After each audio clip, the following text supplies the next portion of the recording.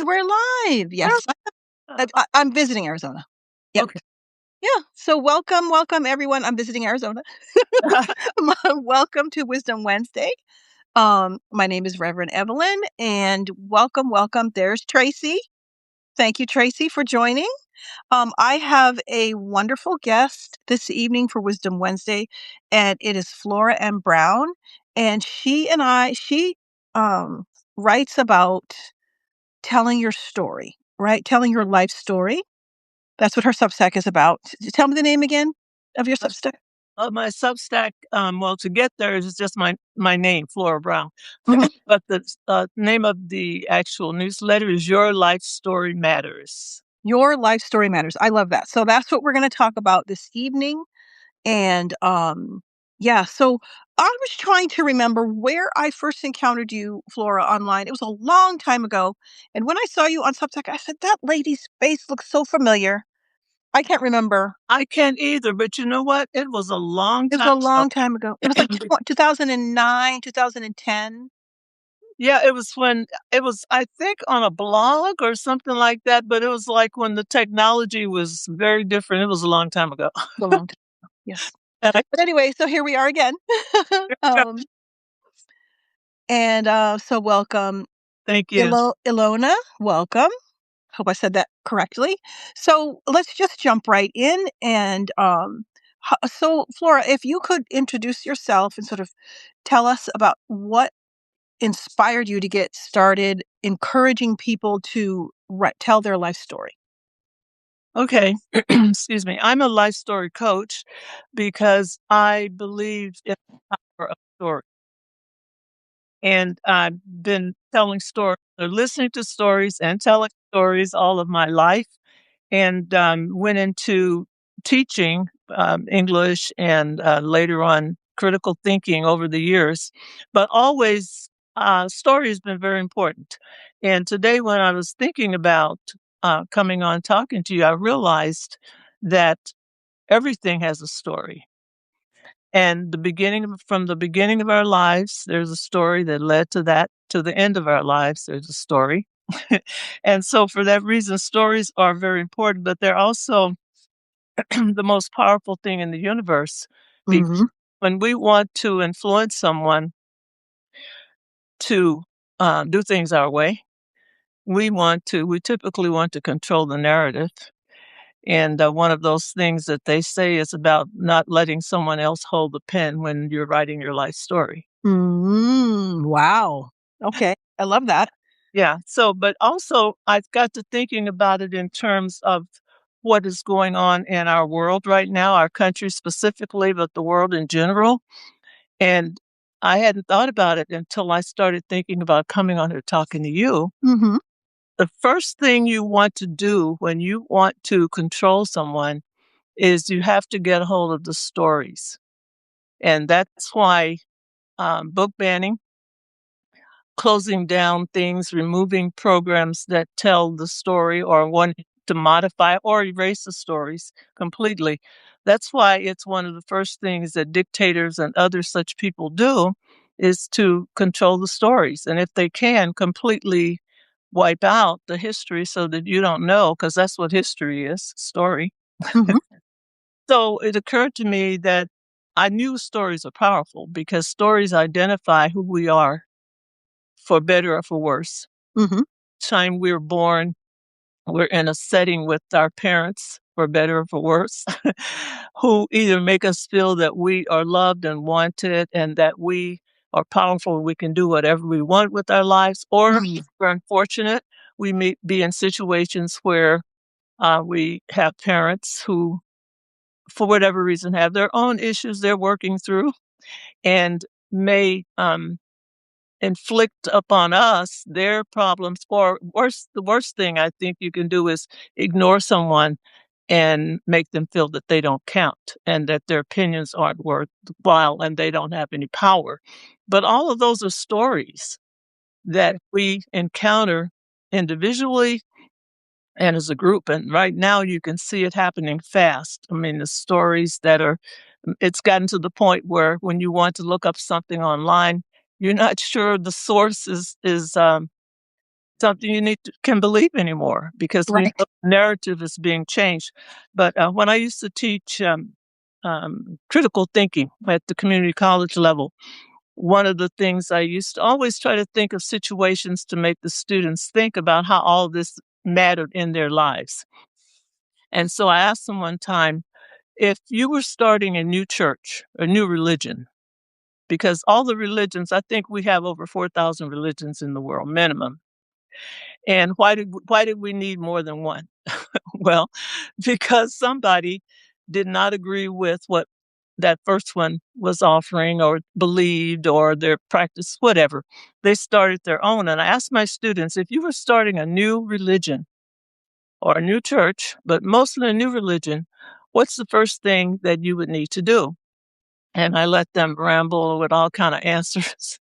And I said, well, you have this one Bible you were using for this one church that everybody belonged to, but you want to start your own.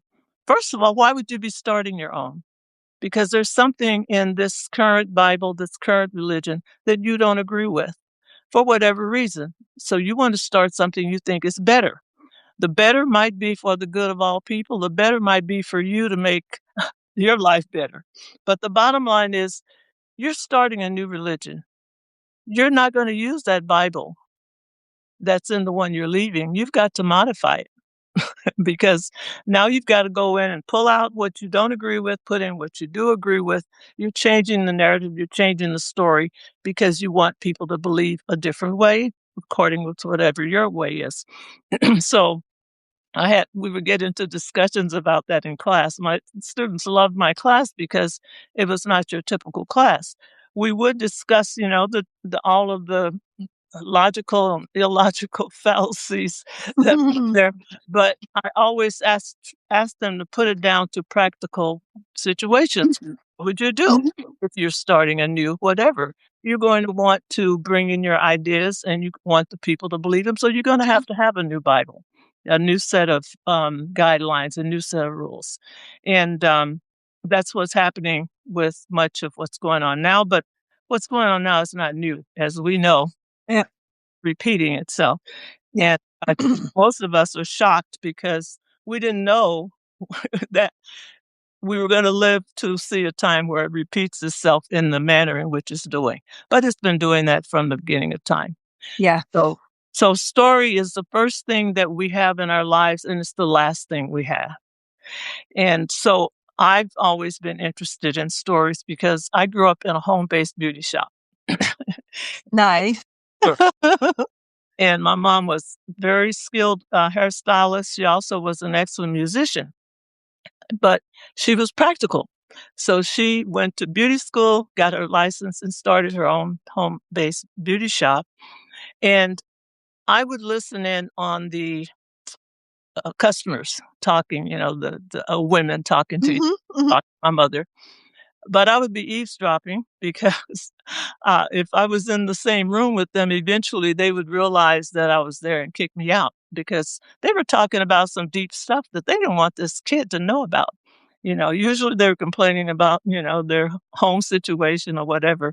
But I would listen to them, and I fell in love with the stories only because it was more interesting to me than playing outside. I had 2 sisters, and, when my mother would catch me eavesdropping, she would kick me outside, "Go outside and play." And they couldn't understand why I didn't enjoy playing outside. I love listening to these stories. But what would be happening as I listened to the stories, I was learning about another way of life Yeah. than what we were living. Not necessarily extremely different, but a different set of characters. But also, along with this, my father would take us to the movie theater every single Saturday of my childhood. Wow. Saturday was the busiest day of the week for a hairstylist, right? And so he would take us whatever time the movie started at 12 noon or whatever.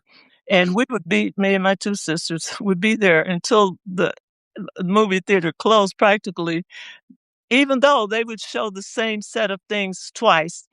But we would beg my father to stay through. Bless his heart, because I think about it now. I wouldn't want to be sitting in a theater. An entire Saturday. No, entire Saturday, but he was patient, and he would say that. But so I was getting the Hollywood stories Mhm. and all of the you name it. Back in the 50s, you had Dracula and you had the comedies, Abbott and Costello, and you had in those days they didn't have ratings for movies. So if it was a love movie, a love story, Oh, or if it okay. was, big blockbuster, what was it?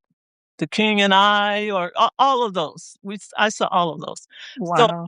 I'm getting all these stories from the Hollywood version, and then I'm listening to these ladies' stories all week.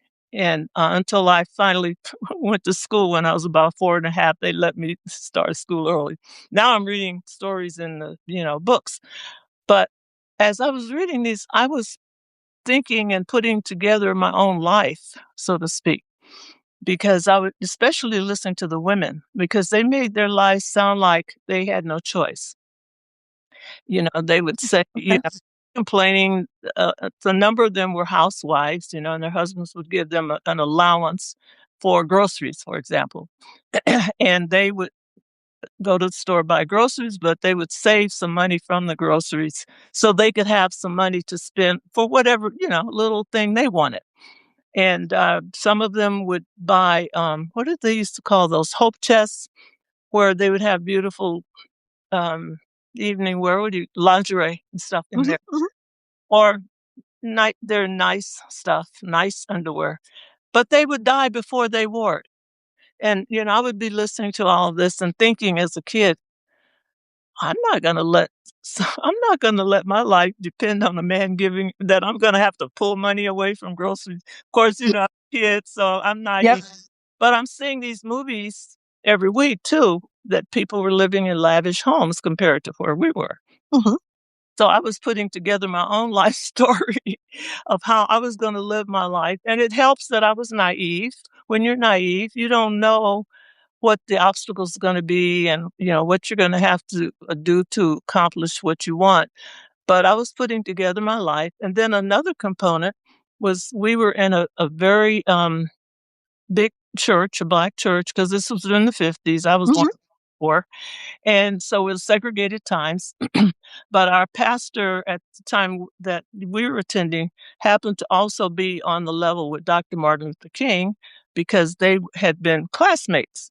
And so our pastor was I used to think about it even as a kid, he was very highly educated, had a PhD, wrote a book, and all these things. So his sermons were pretty intellectual. mhm.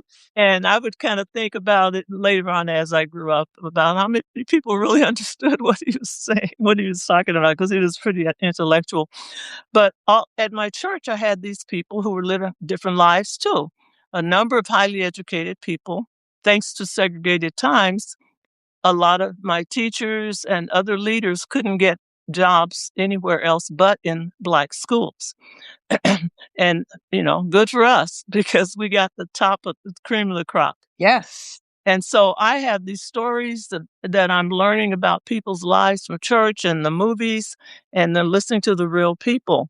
So I guess, I just fell into stories early on. And of course, not needless to say, when I started school, which I started a year before they wanted me to, because I asked my mother, I would see these kids going by my house, teenagers going to school, and they always seem to have so many books.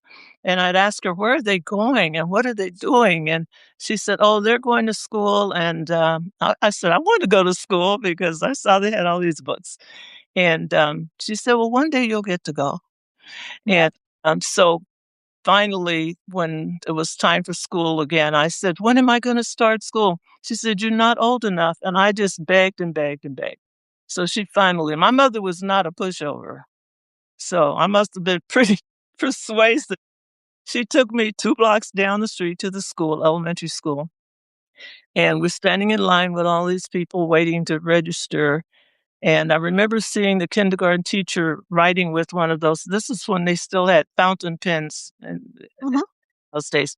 And I saw her writing, and I thought it was a needle. I thought I was going to have to get a shot to start school because the That's pen funny. like Oh, this that's long. funny. But I made up in my mind. I was thinking, I don't care. I wanna go to school. I don't care if I have to get a shot. You were willing to brave getting a shot. I love Brave that. getting a shot.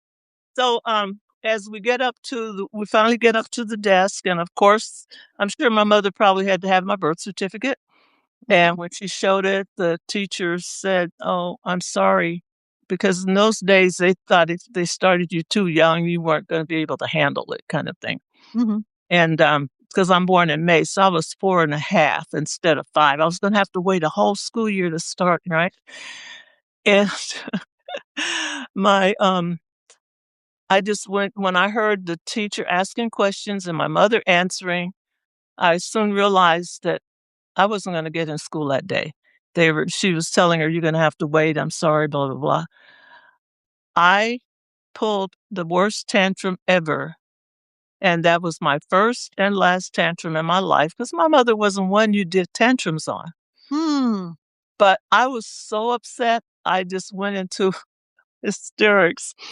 And I'm sure the teacher, my mother, and all the other people around probably were in shock too because kids didn't have tantrums in those days. Yeah. But I was so, so, so disappointed. And evidently it was convincing enough. And I wasn't doing it to, um, you know, to persuade. I was just so upset. Yeah. But the teacher said, "Okay, okay." She said it was like, I wish we had a recording of that day because I just going by my memory. But the teacher said, "You know what? We'll go ahead and let her start, and we'll see if she can keep up." That was kind of their worry that you were gonna be too young and you weren't gonna be able to keep up. But anyway, from so now I had home listening to the ladies in the shop. Now I had the movies from Hollywood, and now I have access to books. Oh my goodness. So and so everything that most students didn't wanna do, I loved, which kinda made me weird, with me my 2 sisters, they wanted to go out and play and ride their bikes, and I wanna read, and I don't wanna write, and my favorite ever, ever Christmas present was a Remington Rand typewriter. Oh, wow. My mother bought me How cool. when I was about 10 years old or so, when Mhm. 10, 11, forgotten. But because I love to write, so she bought me that was a big deal in those days for, Yeah. parent to buy a child a typewriter. Yeah. But anyway, so I've been on to stories ever since. And the most important part about stories that I like my students in my classes to understand, and I'm talking about the cohorts that I teach now, Mhm. Mhm. like stories, is that you didn't have control over your story and power over your story from the very beginning. But as you write your story and you learn about how you got to where you are now, now you have information and you have the opportunity to write a new script. Yes. I love that. But you can't write that script until you have encountered the old one because the old one you think is set in gold or in cement. And when you write it and you start realizing what things led to what, you gain power. And now you can, if you want to change your your script, you want to change the direction your life is going. Now you can see hopefully that you have the power to change it. But first you need to encounter that story because so many of us will hide or bury Mhm. stories for good or for better for worse or whatever. But mostly people who've had unfortunate traumatic experiences. Mhm. Some of them think that they just want to pretend it never happened. And unfortunately, your mind and body are not going to let you pretend it never happened because if Exactly. you choose to not write it out, guess what? It's still in you. That's right. Still affecting you in a negative way because it's blocking you from some goals and some things you might want to do. Most importantly, it's making you believe that old story that you don't have power, your voice doesn't count, you don't count, you can't reach your goals, these things aren't for you that you want, and so forth.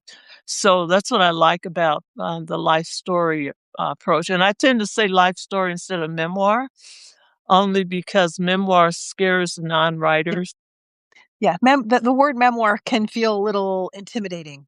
Yeah, Oh, I don't wanna write a memoir. yeah, But if you say your life story, so you people come to you then when they're ready to write their life story? Do they just come to you for coaching, but then you use story as a tool? Like, how does that work? Okay, typically people come because they do want to write their life stories. Okay. Many times there are people who have collected their photos and collected memories and want to tell their family history. Many of them may be genealogists and others who've studied their family genealogy and know about their members of their family, but they haven't done the written narrative describing. So those are typically the people, and I typically work with them in groups. I like groups of 6 to 10 or more because well, not a lot, not I don't think 12 kind of a lot because Pushing. I Yeah. want work I want them to share their stories in the class. They write at home, but we in the class we do activities to stimulate their memories and to give them techniques of how to gather their memories, techniques of how to do the rough draft, and even talk about ways you can what is your finished product going to be? Because Mhm. one of the things that scares the non-writer. In other words, a person whose writing is not their career, maybe it's not even their goal, and they certainly have a lot of insecurities about writing, thanks to high school teachers or junior high school teachers with Yep. a red pen. Um, so I want them to know they can do it, number one, and I want them to know that whatever they've written is valued. So whatever they do for homework when they come to class, they will read, and it's not, I'm not hitting them over the head to do it, but it's preferred that they share what they've written with the group. And for some people, almost all, it's the first time that they have felt that their stories matter Wow. because the people in the class, we're all there for the same reason. And now you have someone listening attentively. There's no critiquing. The job is I don't want students to critique one another. They can ask questions about what they've said. Wow, was that, in so and so? Well, what happened after that? So how often do we get family and friends engaged with our life stories to the point that they want to know more? And how many people just feel that their story is valued because most of us don't think our lives are that exciting to write about. Yep. Yeah. I just saw a Substack note like this afternoon. And a line that I remember from it is that the person who wrote this note has been on Substack. I think they're celebrating their second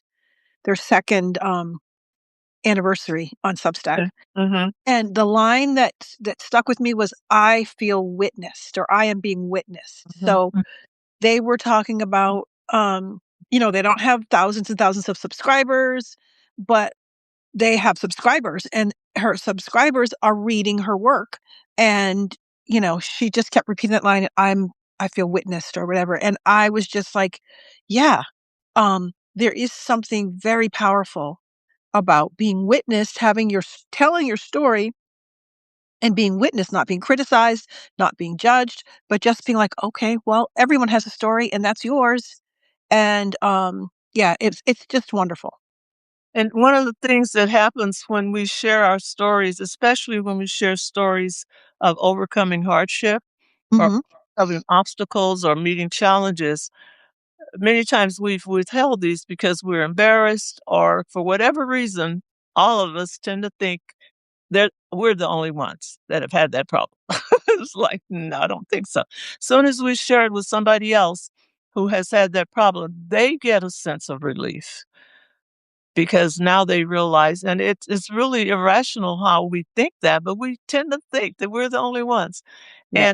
And so now somebody else has it, and we see how they have gone through it, or that they're living with it, whatever it is, and that they still are okay. They are found a way to get through life in spite of it, or they have found a solution, or some kind of way to solve it, or some way to turn it into a positive instead Yep. of negative that they thought. So when you share your stories with others, it's not just about you learning about yourself, but you also inspire and encourage and help others. And that's one of the things I love most about writing your life story.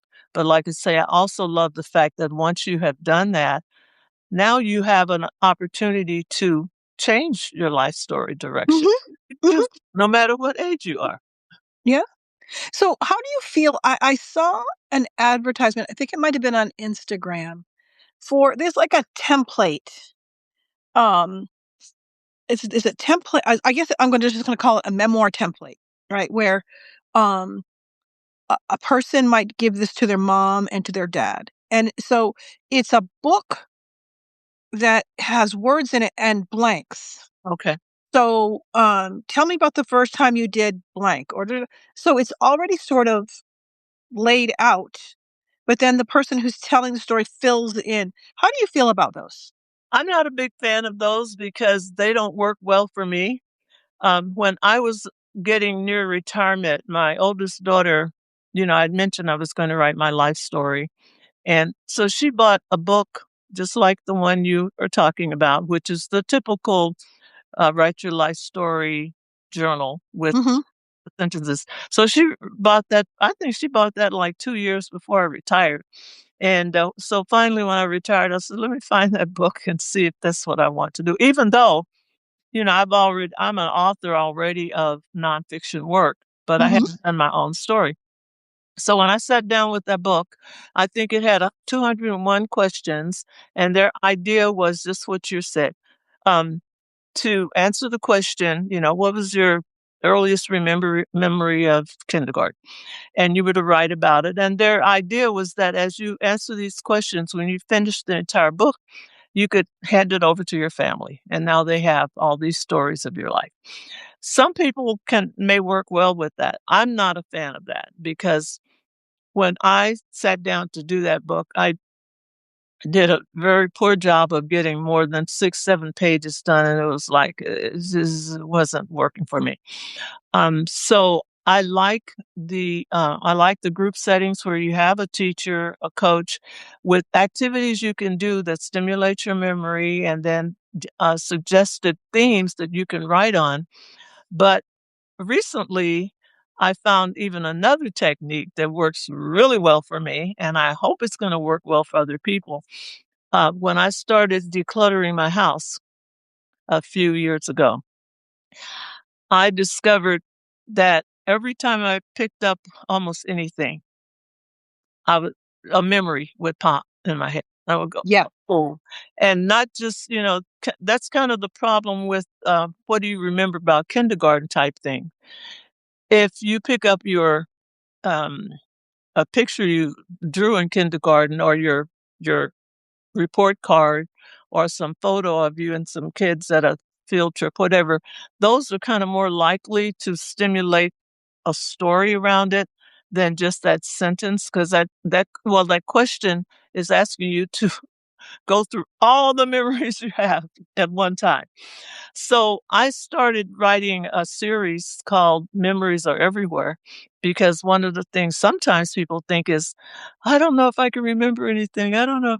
And of course, your memories are all around you because if you can Yes. on the room you're in right now, your eyes will fall on something that will remind you of a situation or something. But I started writing, well, I made little videos really for one of social media sites, and I would tell what the item was. Like I ran across some handkerchiefs that one of my adult friends gave me because she liked handkerchiefs. So when she'd go to a swap meet and she'd see some, she'd bring me one. So I had about 3 handkerchiefs she had given me. And as I'm decluttering, I'm thinking, okay, it's been a zillion years since I used a handkerchief, so I'm going to donate these. But as soon as I saw them, I thought, oh my God, that reminds me of fourth grade. In 4th grade, I had a teacher who thought that all ladies and gentlemen carry handkerchiefs. And so every Tuesday, I think, it was if you brought a handkerchief to school, she would give you a star. So I didn't care about the handkerchiefs, but I was a big fan of getting stars. Yes. And and so my mother must have thought, "Man, every 2" I can't forget my handkerchief," and I would iron it and make it nice and Oh, that teacher knew what she was doing. yeah, but it was That's hilarious. as it I don't know how many of us it went on with the rest of our lives, carrying handkerchiefs. But that was her thing that she thought any gentleman and lady would always have a handkerchief. So those handkerchiefs reminded me of that story, and I wrote that up. And then, I would run across something else. I ran across I have all my kids' report cards, and the comments on the report cards were so funny because the same comments and things they got that I got dinged for, they were getting dinged for. I thought that was interesting. They came by it honestly. They did, honestly. And just I kept running across little things that would bring up memories. And so I started a one of the digital memory storage systems on Notion. I set that up. Oh, yeah, One of I my love friends. Notion. Yeah. And but what I learned that you do not have to write your whole story. You just write a piece of it as it comes up, and, when you have time, you can go back and write the full story. And, so memories would just keep popping up. I would have lunch at a, Chinese restaurant. I remember an incident in a Chinese restaurant, and just different things would pop up from either pictures or from items in my house that I was, going through. So I think that, and this isn't brand new. A lot of people, maybe other people have done it before, but there are triggers. And another thing that triggers my memory will be a sentence or a phrase. Mhm. And for example, as I was decluttering, I was going through my books and thinking, okay, you haven't read all these books. You need to go ahead and decide what you're going to do. And so, I got feeling guilty, and I thought, "Well, man, you should at least open the book and flip through the book before you get rid of it." So, I was flipping through a book, and I really felt bad about giving this one away because I bought it from an author at one of the, sales, when they had their, book signings. And I flipped through the book, and, the first sentence of one of the chapters says, "Something was wrong." As soon as I read that sentence, I remembered an incident from years ago where I was a guest speaker at my childhood church after I finished my doctorate in California. They invited me to come and speak. You know how hometown girl makes good, and they want you to Yeah. speak so they can get some credit for your success. Anyway, well, they part. They play a part.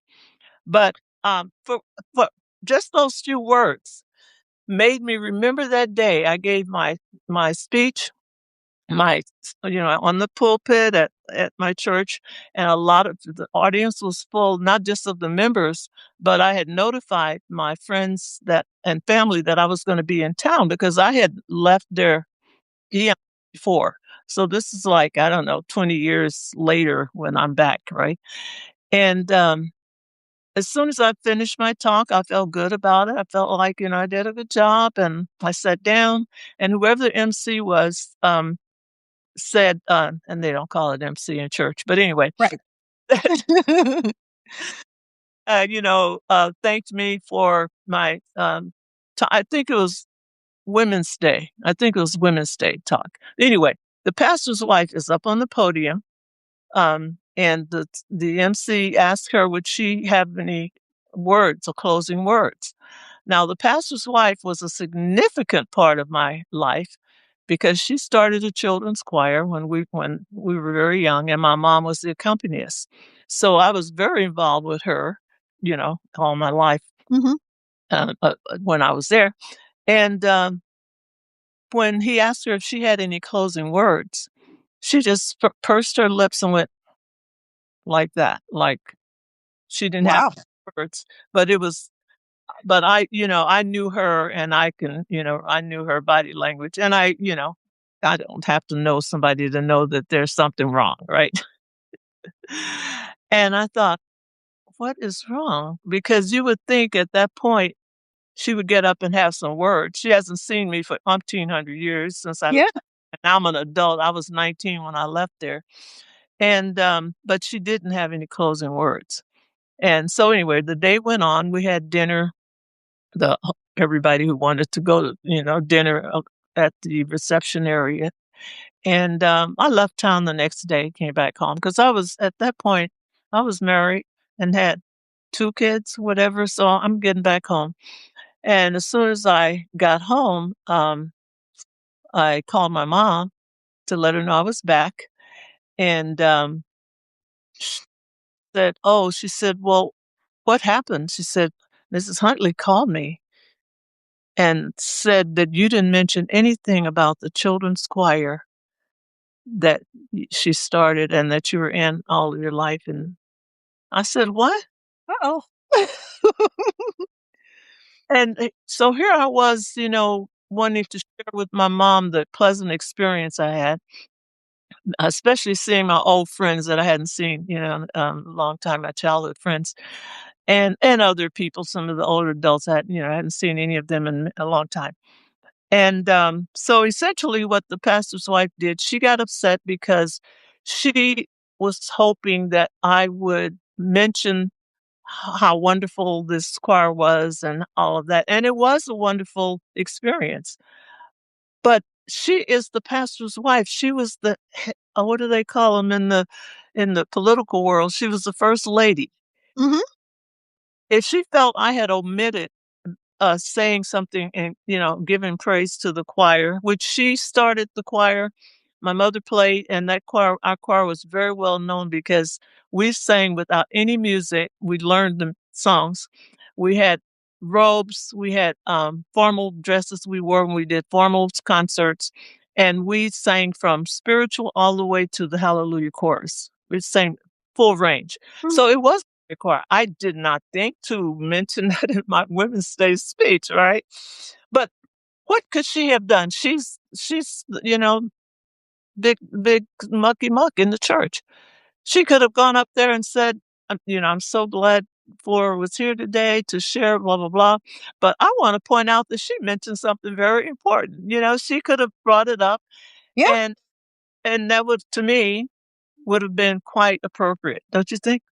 So she took it personally instead of just, y you're omitting it didn't really mean anything. You were talking about other things. Because Women, you didn't mention it doesn't mean it didn't have an impact in your life. exactly. But the point is she could have, said something, at which point I probably would have popped up and gone up there and grabbed the mic and shared, apologized. Oh my goodness, this was a big point of my life. It wasn't the point of the Women's Day speech, Right. but nevertheless, she could have brought it up and then it would have been solved. She would have gotten the glory and credit she wanted to get for that choir. And that choir deserves it. It's just that I did not think to include it. But more importantly, she calls my mother, and And you're a grown woman. I'm a grown woman. Not to s I'm a grown woman, and she calls and reports me to my mother, so to speak. But what hurt me about it is she knew my mother would be hurt. Yeah. So Yeah. that part that I thought was really tacky on her part because she could have confronted me Yeah. there. She could have just taken you to the side and said, you know, No, um, she should have said something when they said, "Do you have any closing words?" yeah, She should have spoken up and say, "My feelings are hurt." I yeah, didn't, she could have made it jovial and yeah, more light. In yeah, which case, I'm sure I would have popped up and said not only what I felt about the choir, but I would also say, and out in the audience, in the congregation, all of you who were in the children's choir, over the years, stand up, raise your hand too, because yep, these people she influenced. I didn't think of it, but yeah. it was her job. She was older than I was, and it just shows you how, you know, people are different. But all of that came to me, and I've written about it. It's one of my many stories in my life story that I'm writing now. Just from the word something was wrong, that triggered that whole thing. So there are many times we get those triggers, but if we don't write them down somewhere, if we don't have some kind of way, a notebook, whatever, it could be digital, it can be, old fashioned paper and pen. If we don't it's not that they will disappear because I believe our memories are they're there, but retrieving them when we want to doesn't always happen that easily. Yeah. So But I have a question to pop in here. Um, so when my grandparents passed away, um, I find out all these different fascinating things about them. Um, I found out 2 summers ago that, I had that one of my uncles was at Normandy wow. and obviously survived because of the because I'm talking about it, you know? So all these things he never, ever spoke about these things. Some of the things that I discovered about my grandparents, they never spoke of these things. Yeah, So I don't think that I think that's pretty common, it right? is. Mhm. So what do you do, or what are some strategies that you can do, um, for, when they're still alive, obviously, to get, and I don't wanna say extract those stories like, "Grr," but, somehow I don't is there any tips or secrets for, um, a certain generation that just doesn't wanna talk about certain things, but it would be helpful for them to share them with the next generation? Yeah, I've had that issue with my, mom too, and I think the problem with their generation and before is that some things were, um, dangerous to share for all kinds of reasons, especially Mhm. um, being just a couple of generations out of slavery, and so there are things that they were fearful of sharing, even though they to us may not be a big deal, but to them. Also, sometimes people want to just bury those things and not think about them because they were so painful. Um, Yeah. the way to get that information out of them, of course, is not going to be the logical where you sit down and say, "Tell me about your life." Yeah. um, but nowadays we have access to tape recorders, or on our phone we have. Mhm. And I think if we can engage them in conversation about that period without making it, we have to really avoid making it an interview. Exactly. Becomes an interview, they're going to be uncomfortable. Yeah. Can't be as straightforward as we'd like to be about, I'm writing a life story and I like, Yeah. even when I was looking at putting together a rough draft of our family tree. My mother had been married once before my father. And I'd never known that, but I saw this man's name on the back of a picture. She and this man, sitting on the grass at a picnic, whatever.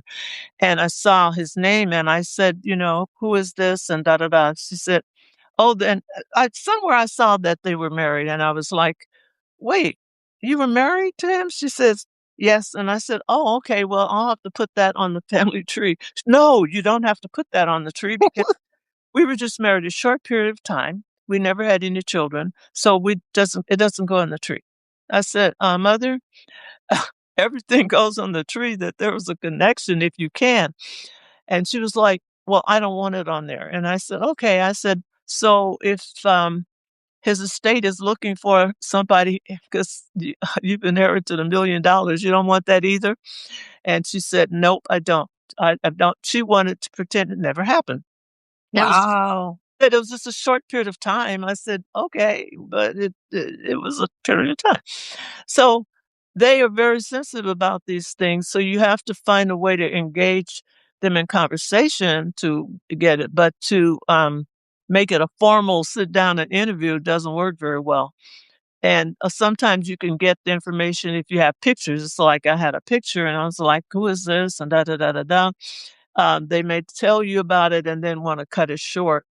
Also, if you are fortunate to still have other people alive who knew them back then, even if they were children or teenagers at the time that the loved one is older, you can ask for details from them and try to fill in the gaps. But it's a tough job because they are not that forthcoming because Yeah.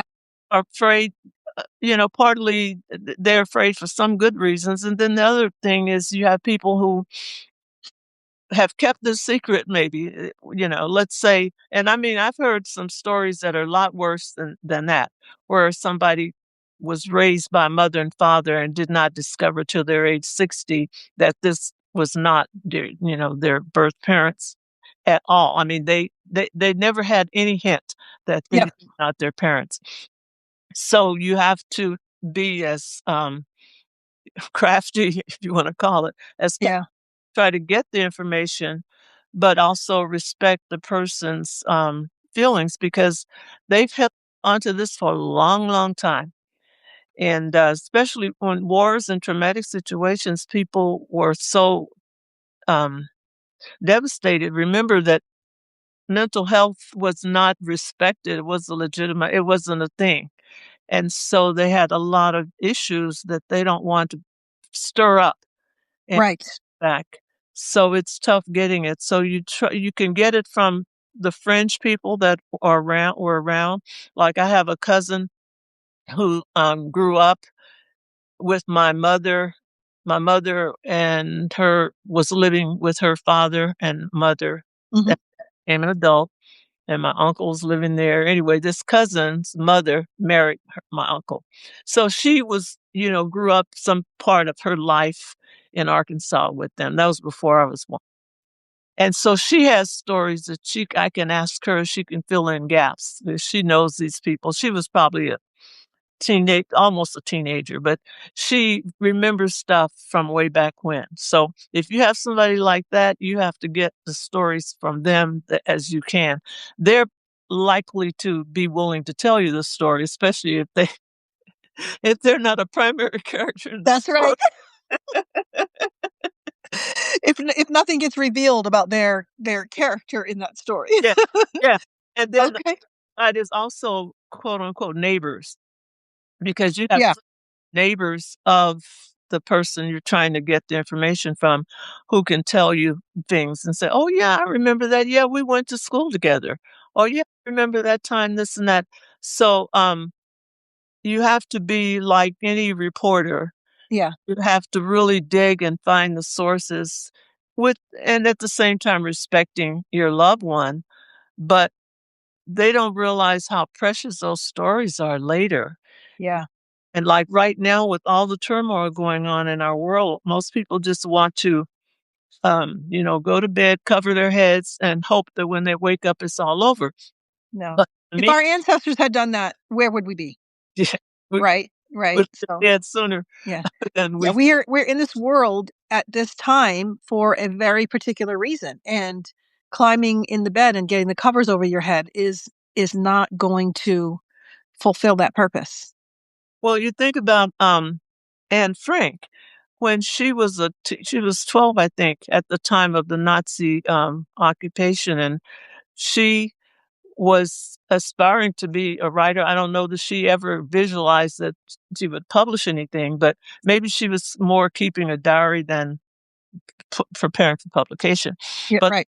the important thing is, here she is, a 12-year-old trapped in an attic hiding out. How restrictive and frustrating and stifling can that be?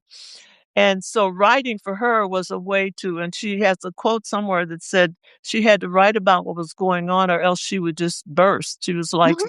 frustrated. Um, and because she wrote about all the things that were going on, we have a glimpse of that period that we wouldn't have. Yes, And if everybody involved wrote a story, we'd have different glimpses. And absolutely.